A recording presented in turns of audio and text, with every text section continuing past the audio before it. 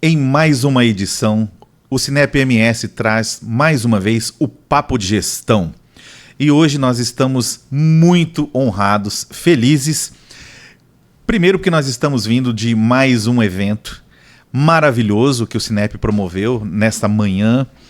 E eu estou aqui com o meu convidado de hoje, desta palestra maravilhosa, e veio enriquecer esse nosso papo de gestão, aproveitar que ele veio da capital paranaense, trouxe aí bastante frio aqui para Campo Grande, mas de qualquer forma uma contribuição generosa, maravilhosa para os gestores, para as escolas daqui da capital e do estado do Mato Grosso do Sul.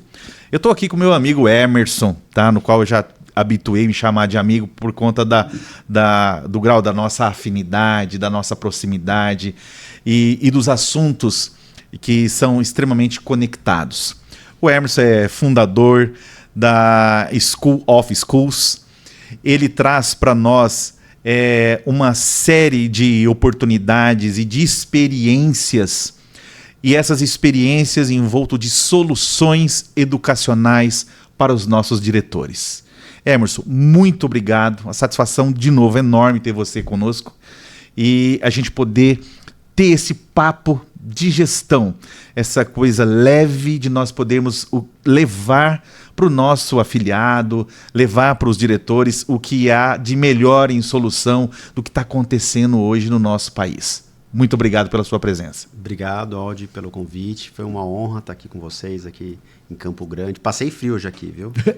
Mas você que trouxe o frio. Não, pois é, eu vim aqui pensei em passar calor, mas vim passar frio no Campo Grande, né? Mas é uma delícia essa cidade, uma cidade muito planejada, muito, muito bonita, né? E realmente você tem toda a razão. Hoje, o Brasil é um país desafiador, né?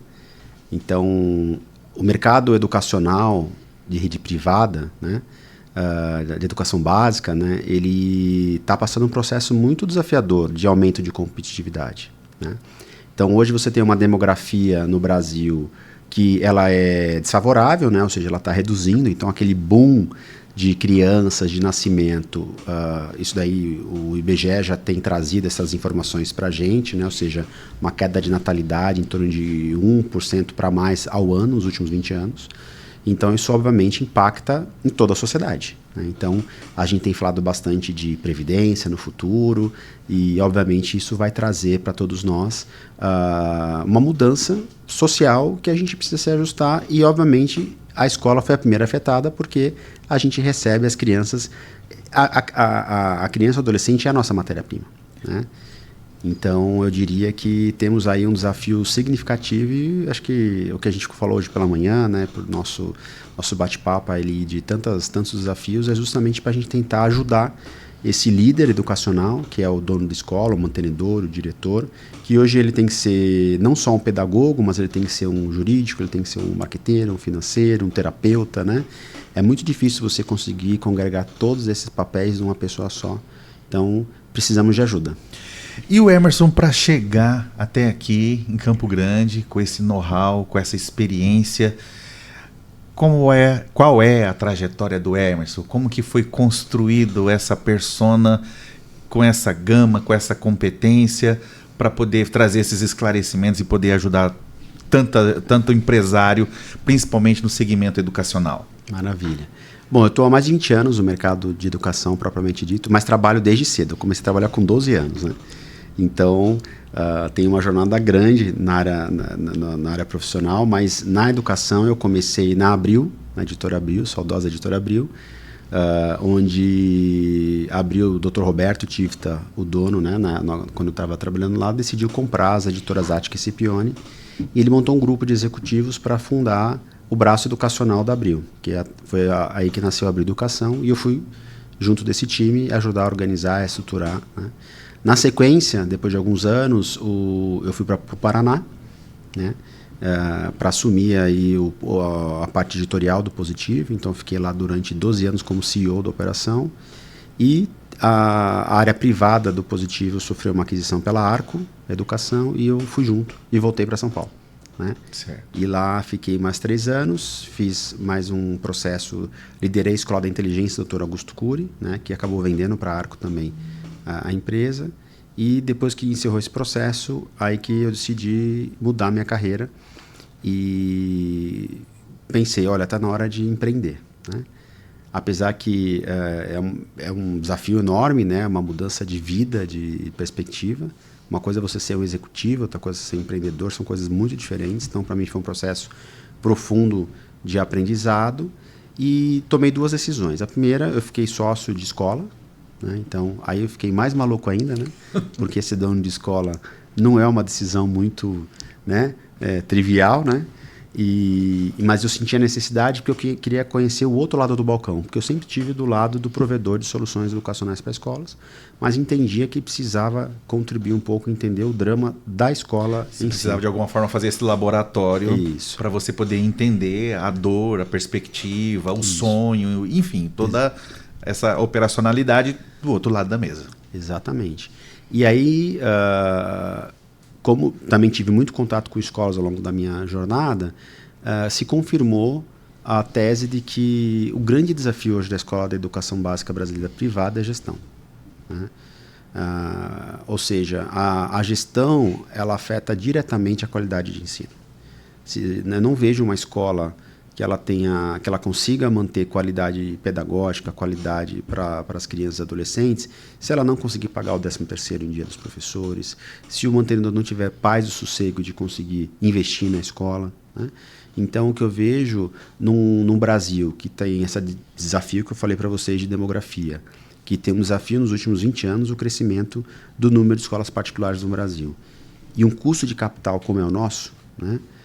Eu diria que é um desafio você conseguir sobreviver diante desse mercado tão assim brutal, né? Como é o que a gente encontra no Brasil. Então, muitas vezes a gente encontra mantenedores com desafios de gestão de fluxo de caixa, desafios mercadológicos, de posicionamento. Então, passar por essa experiência dos dois lados me fez assim confirmar a tese de que precisamos ajudar os nossos líderes, educadores que são sonhadores, que foram professores, que conquistaram as suas empresas, né? Mas é que não foram preparados para enfrentar um mercado tão desafiador como é o Brasil, né?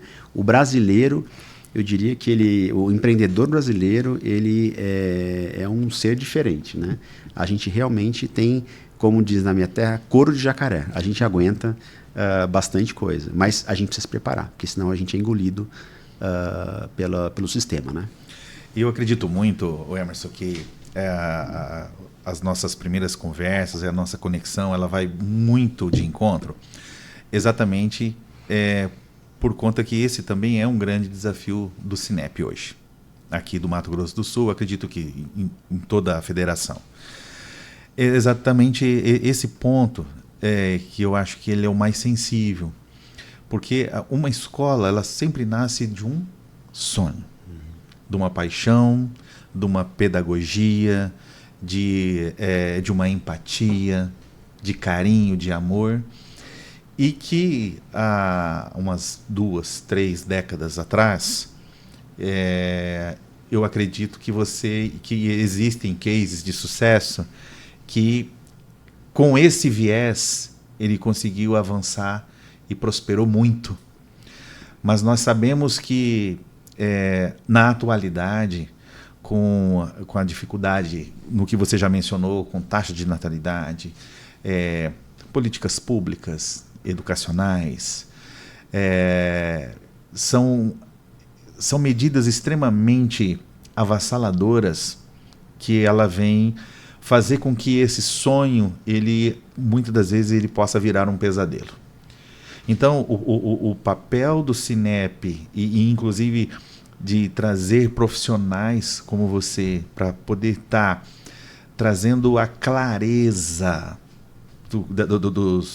dos processos, da leitura da clientela, da prestação de serviço e de como fazer o reordenamento desses processos, é fundamental para que essas escolas, e pelo que nós já conversamos, é algo que não é algo característico aqui do Mato Grosso do Sul. É algo que está acontecendo e é uma virada de página em todo o Brasil nessas escolas. Então, nesse momento, ele é realmente um divisor de águas. Eu chamo de peneirada. Nós estamos passando por uma peneirada. E às vezes essa peneirada ela vai trazer, para alguns vai trazer muito progresso, muito benefício, mas em compensação para outros vai trazer muita tristeza, vai trazer frustração e muitos problemas. Um passivo, quem sabe, enorme, se não tiver esse preparo para esse novo momento. Né? Então, eu acredito muito que é justamente neste contexto que a sua contribuição na nossa palestra de hoje, nesse nosso bate-papo e tudo que a gente está construindo junto, vai somar muito para a gente poder estar realmente acolhendo aqueles que estão com necessidade nesse momento na sua administração. Porque os desafios, eles são assim, muito grandes, né? A contar que nós conversamos um pouquinho hoje na sua exposição sobre a reforma tributária, aí vem ECA digital, aí vem uma lei que nós devemos cuidar de toda uma comunidade escolar. Então nós temos assim várias situações que nós precisamos estar olhando e estar atento. Mas às vezes esse fluxo de caixa, essa paz que você falou que o gestor precisa ter para ele fazer o investimento, para ele poder estar olhando todos esses processos, ele não está atento a isso, e isso pode ser decisivo na sua trajetória, não é mesmo? É verdade. Tanto é que é muito comum a gente encontrar algumas escolas, né, em período de sucessão. Então, porque o boom da escola particular no Brasil foi na década de 80 e essas pessoas, a gente envelhece, né? Tem uma hora que a idade chega e, obviamente, a escola precisa de sucessão. E o que eu tenho visto com muita frequência são os filhos desses donos de escola não quererem assumir a escola, né? E por que isso acontece? Porque eles olham a vida dos pais e falam assim, eu não quero isso para mim, né? Porque é uma dedicação visceral, né? Desses fundadores à escola. E nem todo mundo tem esse desejo, né, de ter tanta intensidade em dedicação profissional como um dono de escola precisa ter. Entidades como o Cinep, elas são fundamentais, porque, como você falou, né, a gente está em tempos de muita regulamentação, né? As regulamentações elas são necessárias, mas muitas vezes elas não são ponderadas com a realidade. Então, muitas vezes os legisladores eles não têm conhecimento de causa. E essas legislações elas são recheadas de ideologias políticas. E o que acontece quando isso chega na prática? A gente vê muita dificuldade de implantação. E como não são eles que implantam, né?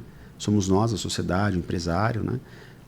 Só quem está no front, né? Quem está lá com os alunos, quem está com os pais, com os profissionais da educação, é que entendem qual é o desafio hoje que a gente tem da sociedade, né? Então, a escola hoje ela vira um grande buraco negro, tudo cai na escola. Então, é o grupo do WhatsApp que não tem nada a ver com a escola. Às vezes a gente vê um aluno briga com outro no grupo do WhatsApp, isso cai na escola, né? Os desafios das redes sociais, né? Os alunos, bullying, que não é feito na escola, mas vem para a escola, né? Então, hoje o diretor de escola ele tem que lidar com questões que não são só pedagógicas, né? Questões familiares, enfim, a própria questão da inclusão, que é um desafio muito grande, né? Como é que a gente consegue adequar a escola, né? Tanto do ponto de vista de infraestrutura, preparo profissional, né? Os próprios cursos de graduação não preparam os nossos professores para isso. Então, é uma demanda tão grande para a escola, mas a própria currículo do ensino superior ainda não consegue dar essa resposta. E a gente tem aí a formação dos nossos professores que eles vêm sem condições e a gente tem que dar conta dessa formação complementar. Então, realmente, a escola ela precisa desse apoio, ela precisa de ter entidades que representam os seus interesses, as suas dificuldades, para poder ponderar essas regulações, essas regulamentações. Senão, a gente começa a ter inviabilidade de algumas práticas, né? Então, eu atuei muito também em entidades como o sindicato das escolas particulares, né? Quando eu atuava como diretor da Abreli livros, do SNEL, Sindicato dos Editores de Livros, como é importante, né? Eu trabalhei muito na comissão parlamentar, né, dessas instituições, né, para poder acompanhar e monitorar os projetos de lei, e vi muitos projetos de lei que realmente quem pensou nesse projeto não tem noção da realidade. Tinha um projeto de lei no Brasil que toda a produção editorial tinha que ter um percentual lá acima de 30% de papel reciclado, né? A gente foi fazer um estudo com a indústria do papel. Não tem papel no mundo para produzir o que eles estavam pedindo. Então, quer dizer, quem desenhou essa lei não fez um estudo de mercado, né? Que muitas vezes é o que a gente está vendo agora. Sim. Com essa questão da jornada 6x1 e tudo mais, que tem toda uma camada ideológica, né? Ninguém é contra o descanso do trabalhador, nada disso, mas a gente tem que ter consciência de que toda decisão tem impacto e alguém paga essa conta. E, obviamente, essa conta sempre cai no colo do cidadão, né? Por mais que ele não pague diretamente, indiretamente isso vem, né? Porque se aumentar custo de produção no Brasil, e a gente sabe, os indicadores já revelam que o Brasil tem uma baixa produtividade de maneira geral, nós vamos pagar essa conta. Então, por isso que é importante entidades assim que representem a sanidade empresarial, né? Ô Emerson, bem importante eu perguntar para você, dentro de toda essa, da tua experiência, do teu know-how, hoje nós lançamos essa parceria com você, com a sua equipe, e a gente está assim, muito feliz com essa parceria.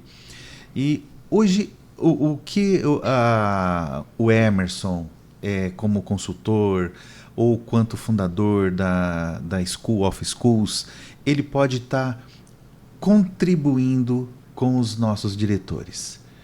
Quais são as ferramentas que a sua empresa dispõe, que a tua habilidade dispõe para poder estar auxiliando Audi? Eu sou um dono de escola. Quais são os processos hoje, a hora que eu faço um convite para você vir para a minha escola, que eu estou com dificuldade, que eu preciso alavancar números? Eu sei que é muito amplo tudo isso, mas eu queria que você me pontuasse quais são as maiores expertises da sua fundação. Maravilha. Então, a gente tem um processo de diagnóstico muito importante, né, para que a gente possa entender onde é que a escola está, que a gente chama de ponto A, né? Ou seja, eu estou aonde.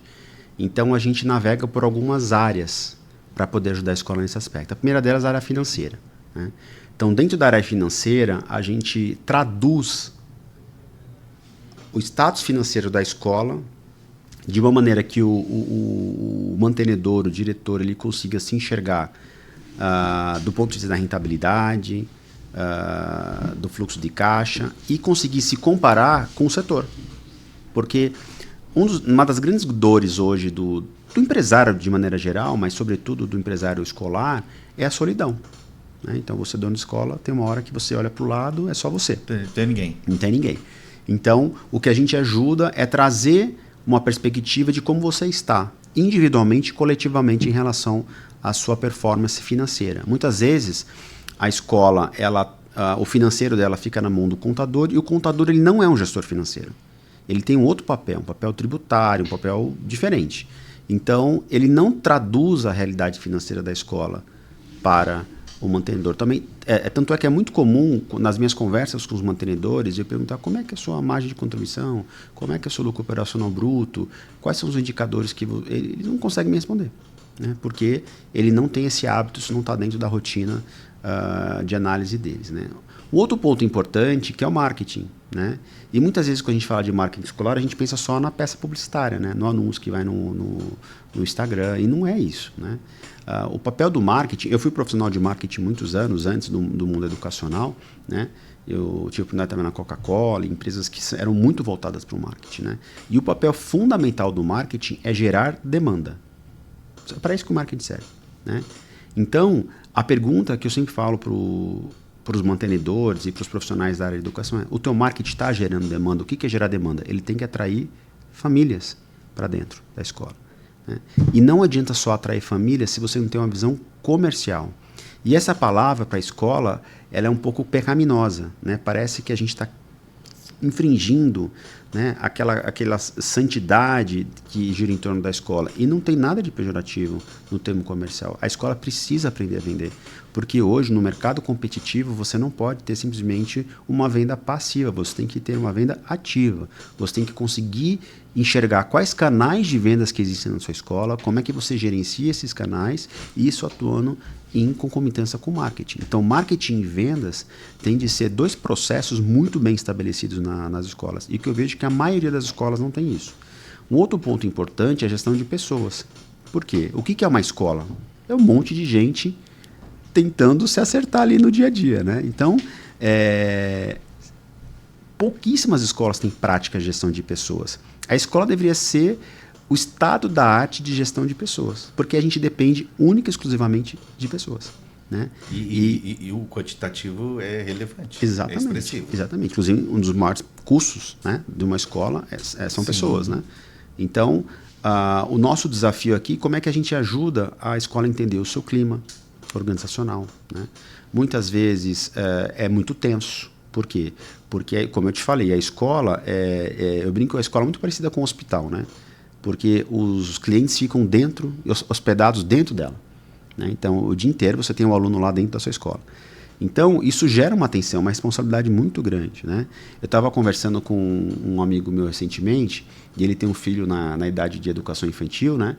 E ele falou assim, nossa, Emerson, eu pago uma fortuna na educação infantil. Se fala isso para dono de escola, mexe lá dentro, né? Eu falei assim, olha, você não paga uma fortuna.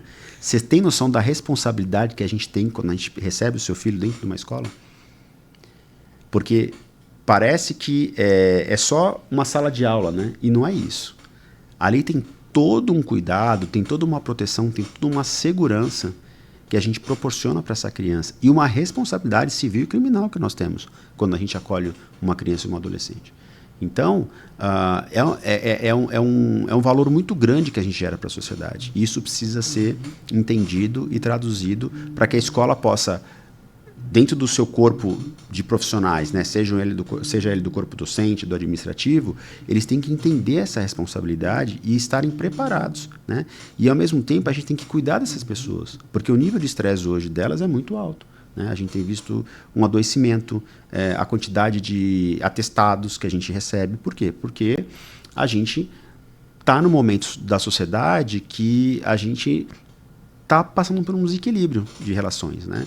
É uma relação muito cliente-fornecedor. Muitas vezes os pais, eles entendem que eles pagam a escola, ela que tem que resolver os problemas, né? E quando, na verdade, os problemas têm que ser resolvidos em conjunto, né? Então, esse é o terceiro pilar que a gente ajuda as escolas. O quarto é o planejamento. Muitas escolas não têm um planejamento mensal, financeiro bem estruturado, né? Ela não tem um planejamento de investimentos. Então, a gente vê muitos mantenedores tomando decisões equivocadas, né? Então, às vezes, eu brinco que tem a mania da fachada, né? O mantenedor adora reformar uma fachada, mas às vezes os banheiros estão com problemas. E você sabe que banheiro é um dos índices de insatisfação que prejudicam muito o relacionamento com as pessoas, né? Inclusive, tem pesquisas de clima aí no mundo que rodam que quando você reforma o banheiro, melhora a pesquisa de clima das empresas, né? Parece uma coisa, né? Mas, às vezes, acontece. O banheiro está lá, tem 3 banheiros interditados e você está reformando a fachada. Então, a gente precisa escutar, né? Então, pesquisas, a gente roda pesquisas, a gente ouve a gente ouve os profissionais da escola e a gente ouve as crianças e os adolescentes. Tem um tesouro ali dentro desse universo de crianças e adolescentes, porque eles estão vendo a escola numa perspectiva que nós não vemos. Nós não enxergamos, que é a perspectiva da criança, da infância, do adolescente, né? E eles conseguem contribuir muito para nós, para a gente construir um ambiente melhor. Hoje a criança e o adolescente, eles protagonizam muito a escolha da escola. É muito comum pais que amam a escola, mas os filhos não se adaptam, eles são obrigados a tirar os filhos da escola. Então, como é importante hoje a gente pensar na escola não só para a família, mas para a criança e o adolescente. Mas como que você consegue fazer esse compilado dessas informações? Olha, eu tenho que agradecer muito as ferramentas tecnológicas, né? Então, hoje a nossa capacidade analítica, ela aumentou significativamente. Eu sou de um tempo, eu trabalhei, a início da minha carreira, como eu te falei, foi na área de inteligência de marketing, né? Eu trabalhei muito com dados estatísticos Então, era muito pesado, poucas pessoas conseguiam processar grandes volumes de dados, né? Hoje em dia, você, com as ferramentas de inteligência artificial, você consegue gerar coisas fantásticas. Então, por exemplo, pesquisas, né? Quais são as boas práticas que a gente tem feito recentemente? A gente está migrando um pouco dessas pesquisas em formulários muito extensos para áudios, né? Então, hoje você pede para o teu cliente, me conta um pouco da tua experiência. E quando a pessoa ela grava um áudio, quando ela manda, ela libera, ela é um pouco mais autêntica, né? E hoje, as ferramentas de inteligência artificial, ela consegue transcrever não só o conteúdo daquela mensagem, mas também trazer nuances de tom de voz, né? A expressão, né? Então, tudo isso, ele dá uma riqueza de análise de conteúdo, né? Que antigamente era impossível. Eu, na minha tese de mestrado, eu usei uma autora francesa que chamava Bardin. E a especialidade dela é análise de conteúdo. O grande desafio ali, na tese dela, é que... o que é análise de conteúdo? É justamente você conseguir transcrever a sua entrevista, né? Não só do ponto de vista textual, mas você conseguir observar comportamentos, gestos, estado nervoso, né? Imagina você fazer isso no olho nu, né? Que isso, quando eu fiz meu mestrado, já faz mais de 20 anos, né? Era essa a ferramenta que a gente tinha. Hoje em dia, você não precisa mais disso, você tem ferramentas que te possibilitam. Então, a gente está num momento muito maravilhoso de capacidade de processamento de dados. A inteligência artificial, ela trouxe essa possibilidade para todos nós, de maneira acessível. Você não precisa ser um estatístico, como era na minha época, 20 anos atrás, para mexer naquelas ferramentas ultra mega complexas e caras de estatística. Hoje, qualquer um de nós consegue, claro, com bons prompts, com um treinamento básico de inteligência artificial, gerar análises muito interessantes e muito ricas. E após feito esse diagnóstico, qual é a sua atuação com a gestão, com toda a equipe? Qual é a intervenção que as suas técnicas mostram que elas são mais assertivas? Legal. Então, nós temos 4 etapas nesse processo. A primeira delas é o diagnóstico, como eu falei para vocês. A gente mergulha e traz o ponto A onde a escola está atualmente. A partir daí, a gente constrói o que a gente chama de master plan, ou seja, o planejamento onde a gente elenca as prioridades. Então, obviamente, a escola tem várias áreas de melhoria, de atuação, e os indicadores vão revelar isso para a gente, mas a gente também não consegue resolver todos os problemas de uma vez só. Então, a gente elenca os principais desafios, né? A gente pontua eles e a gente vai para a terceira etapa, que é a implementação guiada. Então, a gente monta um plano de implementação, onde a gente ajuda a construir junto com a escola o fazer. E aí que é um dos grandes gargalos. Porque muitas vezes a gente vai muito bem até o planejamento. Quando você vai para a implementação, você envolve toda a escola, né? E todo mundo filosofia, um costume. Isso. Então, formação, por exemplo, a secretaria. A secretaria é uma área ultra estratégica dentro de uma escola. Quantas horas você gastou treinando, formando a sua secretária, o seu time de recepção de alunos, né? Então, tudo isso é muito importante para que você tenha uma implementação de qualidade. E a última etapa é monitoramento e governança, onde você vai estabelecer os rituais de gestão, para que você certifique que, de uma maneira muito frequente, você consiga visitar a tua implementação e você tenha indicadores que te revelem de maneira muito ágil para que você possa corrigir rotas, porque obviamente nem tudo sai como planejado. Aliás, a maioria das coisas não sai como a gente planejou na vida, né? Sim. Então, por isso que a gente precisa ter uma visibilidade e uma disciplina muito grande de acompanhar os indicadores para que a gente possa corrigir a rota em tempo. E é importante eu te perguntar, você deve ter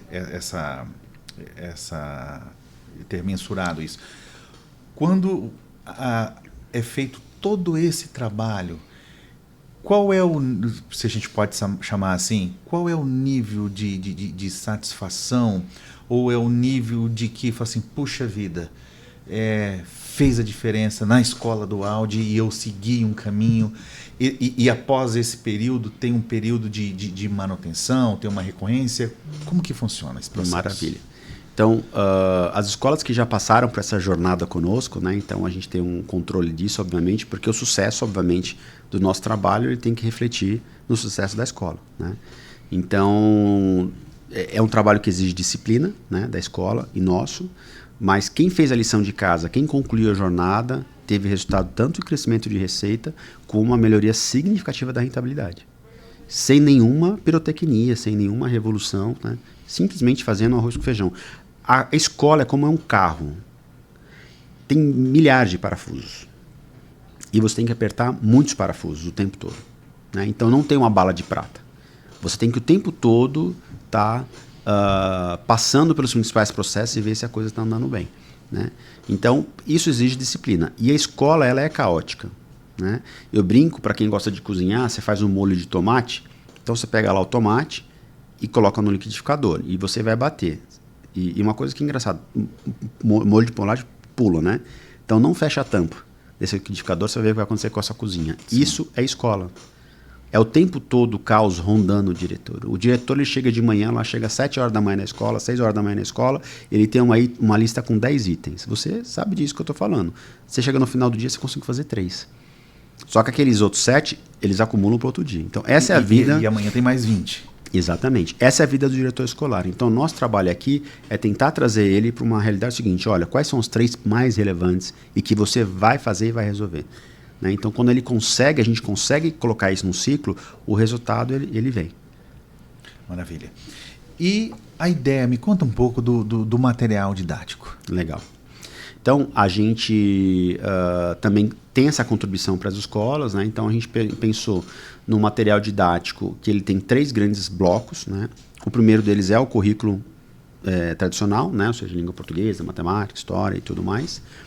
A gente criou um programa bilíngue, onde a gente une 3 vertentes importantes, que é, obviamente, o ensino da língua. O segundo é a prática de soft skills, ou seja, a gente tem uma matriz socioemocional que a gente também trabalha, que é o meu terceiro pilar em português, que a gente trabalha na língua inglesa. E o que a gente chama de CLEO, que é o uso de conteúdos que o aluno aprendeu na língua mãe, então em matemática, em história, geografia e ciências, e a gente traz isso para a língua inglesa para que ele possa aprender em inglês, né? Não só o inglês. E, como eu falei, o último, a gente criou uma matriz de competências com 12 competências, né, que elas estão divididas em 3 campos, no campo socioemocional, no campo do empreendedorismo e da educação financeira, onde a gente articula com esses alunos para que eles possam realmente, ao longo do ano, né, todos os alunos eles trabalham na mesma competência todo mês, né, para que a escola toda vivencie aquele processo ali de educação socioemocional. Após feito todo esse percorrido, todo esse cronograma, esses pilares, inclusive quanto tempo demora, tá? Uhum. Eu queria que você me respondesse. Eu acho que deve depender de escola para instituição, mas de qualquer forma eu queria que você contasse um pouquinho para a gente como que é um processo que fosse, não, tá aqui o diagnóstico, você vai fazer isso, nós vamos a empresa, o meu time vai trabalhar dessa forma, entregamos, atingimos os objetivos pré-estabelecidos no início da contratação. Como que é essa recorrência? Como que é esse cuidado, esse zelo, essa manutenção? Por que o propósito dessa pergunta? Porque eu acredito que em várias das suas falas, você diz assim, e eu acho muito interessante, o dono de escola, ele está sozinho. Essa questão que você colocou, que aí ele chega com 20 itens para cumprir num dia, ele cumpre 3, e o outro dia ele tem outros 20 mais o 17 de ontem, então ele vai se envolvendo nessa imersão e isso acaba passando. Então ele acaba ficando, ele próprio, ele se retira do processo.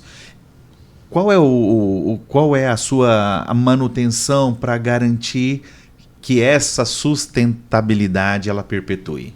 Legal. Então, primeiro, a frequência é importante, né? Então, o nosso programa ele foi muito pensado em como é que a gente caminha junto com a escola. Então, para isso a gente precisa ter encontros frequentes. Então, a gente tem o programa ele tem um ciclo anual, porque a escola ela tem momentos muito bem definidos, né, dentro da sua estrutura de trabalho. Então, desde o trabalho da escola, ele começa pedagógico no início do ano, mas o trabalho de planejamento ele começa no ano anterior. Então, agora, nesse exato momento, as escolas devem estar se preparando para suas campanhas de matrícula, né? Então, para que no segundo semestre ela consiga fazer uma boa execução. O planejamento pedagógico. Então, a gente tem, em média, 30 encontros com a escola, para que a gente possa conversar, debater, né? Cada um com especialistas, é uma coisa que a gente acredita muito. A gente não atua de maneira generalista, então, se é para falar de finanças, é o especialista na área de finanças, se é para falar de marketing, é o especialista na área de marketing, se é falar pedagógico, é o especialista na área de pedagogia, né? Porque isso dá profundidade e também senioridade dos profissionais. A gente precisa de profissionais que já passaram por isso, né? Então, a gente aproveitou uma coisa que o mercado às vezes despreza muito, que são os profissionais experientes, né? Então, a gente viu muitos profissionais sendo liberados pelas empresas por conta da idade, por conta da sua experiência, e a gente entende que isso é muito valoroso para a gente. Então, a gente valoriza muito a experiência dos profissionais. E eu acho que isso combinado, experiência com frequência, a gente consegue mitigar um pouco dessa solidão que o gestor tem no seu dia a dia. Vou fazer uma pergunta importante, que por mais que ela possa parecer absurda, mas acontece muito ainda. Quando se fala em campanha de matrícula, você acabou de tocar nesse assunto, primeira coisa que vem na cabeça de quem está fazendo essa precificação é o preço. Sim. Esse preço, ele é formulado, ou principalmente no passado, ele foi formulado... Sinep. Escola fulano de tal... Quanto que está a sua mensalidade para educação infantil? Eu vou pôr a minha um pouco mais abaixo. Né? Sem ter um cuidado dos insumos, sim, inflação, convenção coletiva, salário de professores, enfim, toda essa situação. Na sua experiência, na sua ótica, esse é algo que ainda ocorre? Na sua opinião, ainda existe essa prática? Como que você enxerga tudo isso?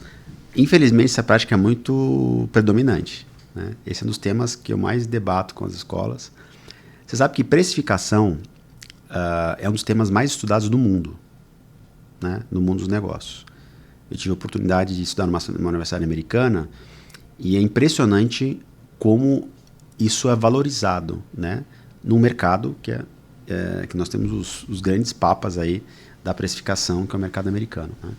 Então, a escola não deveria tratar a precificação como ela trata de maneira geral. Claro que eu estou generalizando, mas na minha experiência, eu diria que a maioria das escolas elas não tem o processo de precificação estruturado.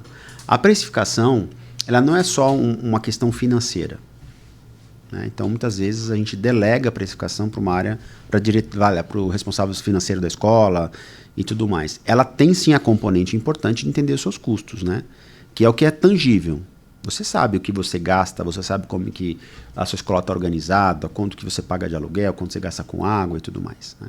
Então, isso é uma parte importante. Tem a questão do intangível, que a gente estava discutindo, inclusive hoje. Como é que vai ser a questão tributária ano que vem? Como é que vai ser a inflação? Que tipo de novidades essa reforma do 6x1 vai trazer para a gente, né? Então, como é que você contingencia? Como é que você planeja isso para o ano que vem, né? Esse é um outro variável. Mas tem uma questão de precificação que é posicionamento. Quem é o meu público-alvo? Então, muitas escolas, elas têm dificuldade de entender o seu público-alvo, né? E aí, o que acontece? Ela se baseia em que eu chamo de precificação espelho. Então, eu sempre olho para o meu concorrente, né?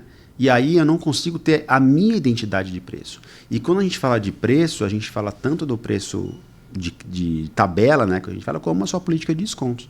Então é muito comum você pegar hoje uma escola, ela tem uns 400 alunos, ela tem 280 tipos de descontos diferentes. Ou seja, ela não tem uma política de desconto, né?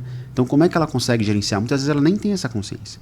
Então a gente tenta ajudar a escola a entender como é que está a sua prática de desconto atual, como é que está o seu mercado. Então a gente precisa entender de quem é meu cliente, para entender qual é a capacidade de compra desse cliente. Porque muitas escolas, às vezes, elas se perdem, ela cria uma estrutura muito sofisticada, só que a clientela que ela atende não é compatível com aquilo. A escola é um negócio geográfico. Nos nossos estudos, entre 80% e 90% dos alunos de determinada escola, eles moram num raio de 5 quilômetros da escola. Portanto, ali é o teu território. Então você precisa entender profundamente quem mora ali e qual a capacidade. Em inglês tem um termo que chama affordability, ou seja, a capacidade de comprar que essa pessoa tem, essa família tem, para que você possa ajustar o teu produto, né, pedagógico, para que essas coisas possam casar, né? Então, a precificação é um tema que merece muita atenção, né? A precificação ela tem vários elementos sazonais, então uma coisa é você precificar de maneira geral, outra coisa tem precificação oportunística, tem várias estratégias de precificação que a escola precisa estudar, olhar outros mercados e aprender e tentar aplicar na sua realidade. O Emerson, você já deu uma breve fala ainda agora sobre 2027 e fundamentalmente foi exatamente esse o principal contexto, motivo que nos aproximou de você e de trazer você hoje aqui para a gente poder estar debatendo, que é o ano de 2027. Sim. E todas essas variáveis que estão por vir. E aí eu queria que você... Qual que é a sua visão de mercado tributário nesse momento? E na verdade, né, nós sabemos, e você com certeza tem esse reflexo muito maior, porque você é um especialista na área, porque assim, tá muita gente falando, não chega, né? Não vai acontecer. A tributação não vai acontecer, não vão dar conta, as coisas... Enfim, como que você está enxergando todo esse cenário? Bom, primeiro que vai acontecer. Então, já aconteceu, na verdade, né? Então, não existe mais essa... negar isso é tolice, né? Ou seja, a reforma tributária é uma realidade e ela tem cronograma e está em curso. O máximo que pode acontecer, como já aconteceu, é um atraso aqui, um atraso acolá, enfim, uma mudança de prazo por conta do governo, isso sim pode acontecer, né? Mas dizer que ela não vai acontecer, eu diria que não é a realidade. O outro ponto importante é a gente tem um desafio que ela não está totalmente esclarecida ainda. Então, há muitas dúvidas acerca de alíquotas, acerca de exceções e tudo mais. Então, a gente, infelizmente, no Brasil, a gente tem essa mania, né? A gente vai fazendo as coisas a toque de caixa e depois a gente vê o que acontece. Então, a gente não é muito bom de implementar coisas, né? Infelizmente, é uma autocrítica que eu faço, sobretudo a questão de políticas públicas, né? A gente tem muita dificuldade em pensar na execução. A gente pensa muito na ideia, mas a execução a gente não pensa muito, isso obviamente impacta todos nós. Então, dado esse cenário, o que eu espero de 2027?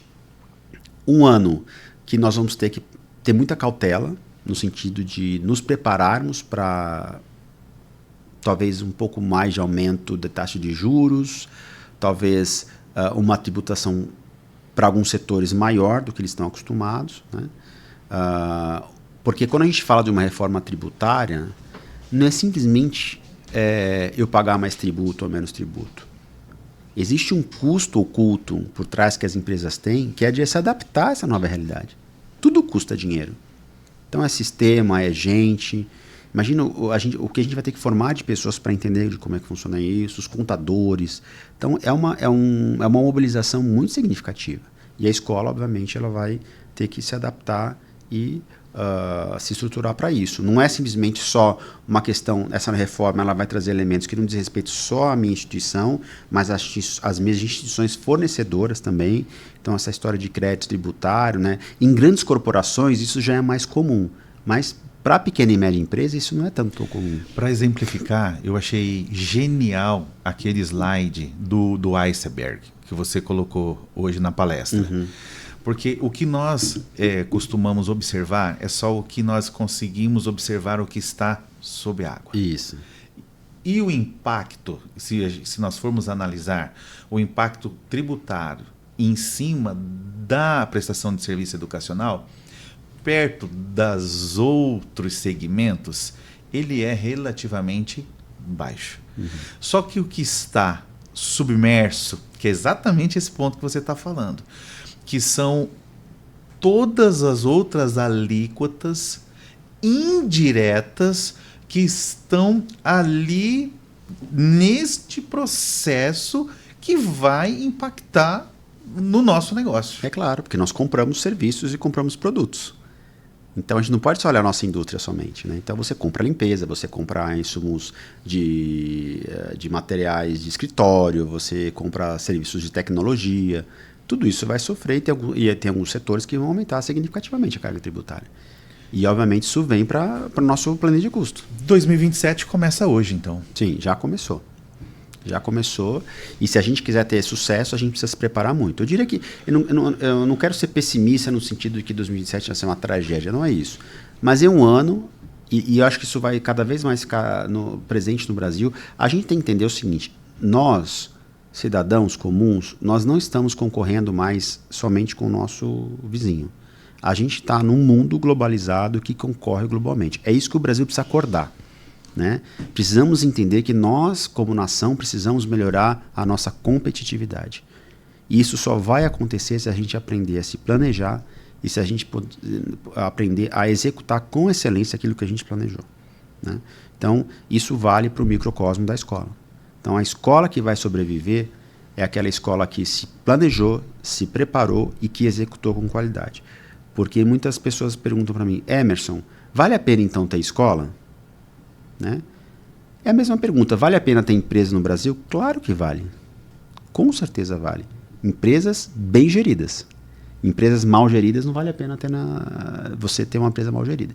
Então, se não fosse assim, nós não teríamos tantos grupos internacionais indo para o Brasil comprando escolas, e também nós não teríamos tantos grupos enormes no Brasil consolidando escolas, se fosse um mau negócio.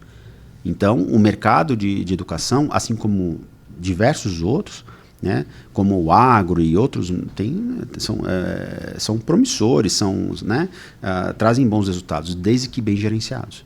O que não pode acontecer é esses mercados, essas empresas perderem competitividade, que é o que a gente observa hoje, empresas sumirem do mapa porque perderam competitividade, porque não se prepararam. Né? Então, o mercado ele vai expurgar esse tipo de empresa. Isso é tão real, porque eu preciso te contar uma experiência, que nós temos um quadro no Cinep, chamado Cinep Itinerante. E essa fala dessa diretora me impactou muito forte. Que nesse Cinep Itinerante nós agendamos uma visita, ela não é afiliada, mas eu fiz essa visita e eu sou filho de cresci dentro de uma mercearia, de um lixo, né? Aqui numa região periférica de Campo Grande. Então eu costumo dizer que eu tenho uma prateleira. O Cinep tem uma prateleira de produtos e soluções para atender as nossas escolas. Uhum. E aí quando eu mostrei a prateleira, se ela fosse afiliada, e mesmo que ela não fosse, a gente está para contribuir. Essa é a nossa filosofia, o nosso propósito. Ela falou que ela precisava de tudo. Ela precisava de toda a minha prateleira, mas só que infelizmente eu tinha chego tarde. Uhum. E esse dia foi um dia que me impactou bastante. De eu não poder ainda mais contribuir, porque infelizmente ela estava ali fechando, sabe? Então, e a nossa luta hoje, profundamente ela é embasada nisso, sabe?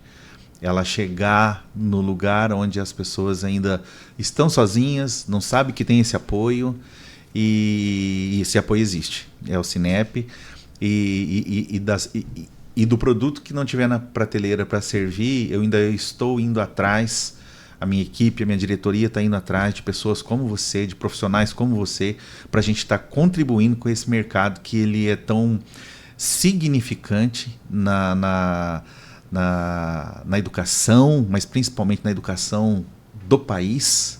Nós somos responsáveis por uma lacuna educacional que o Estado brasileiro ele não consegue executar, e nós, com todas as dificuldades, com todas as políticas e deliberações, regulamentações que são alteradas, e como você bem disse, elas precisam sofrer alterações, porque a sociedade, nós estamos em movimento, nós precisamos evoluir, mas às vezes ela é contraditória e isso impacta, e muitas vezes os gestores não estão preparados para essa nova realidade. Então, esse também é o nosso papel, e eu vejo que isso também é o seu papel, de levar esses dados e, através de colher dados, ter informações, levar experiências para essas pessoas, vão fazer com que haja ali uma virada de chave, ou que haja que esse voo cruzeiro ele continue sendo ali, está em tranquilidade, sem nenhuma turbulência. Verdadeiramente esse é o nosso papel. Eu acredito muito nesse nosso propósito, e é isso que embasa o nosso trabalho. E eu fico muito feliz, estou muito feliz com a sua visita aqui a Campo Grande, visita a Sinep, poder estar dialogando para nós, trazendo toda essa gama de experiência, de ferramentas que você tem para nos auxiliar. Muito obrigado pela sua presença. As portas do Sinep estão sempre abertas para você. Muito obrigado, e sou eu quem agradece.